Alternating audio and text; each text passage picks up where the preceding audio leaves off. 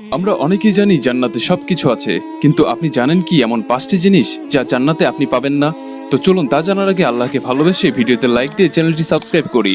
Number 1, জান্নাতে আপনি কখনো মৃত্যুকে দেখতে পাবেন না, কারণ মহান আল্লাহ রাব্বুল আলামিন কিয়ামতের পরে মৃত্যুকে ধ্বংস করে দিবেন।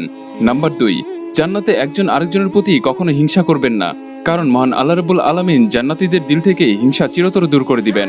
নাম্বার 3, জান্নাতে কখনো জান্নাতবাসীদের ঘুম আসবে না, কারণ মহান আল্লাহ রাব্বুল আলামিন জান্নাতীদেরকে নির্ঘুম করে দিবেন।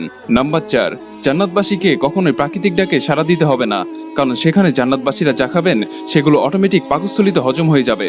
নাম্বার 5, জান্নাতবাসীরা কখনোই বৃদ্ধ হবে না, সেখানে যারা থাকবেন চিরকাল চির যৌবন থাকবেন।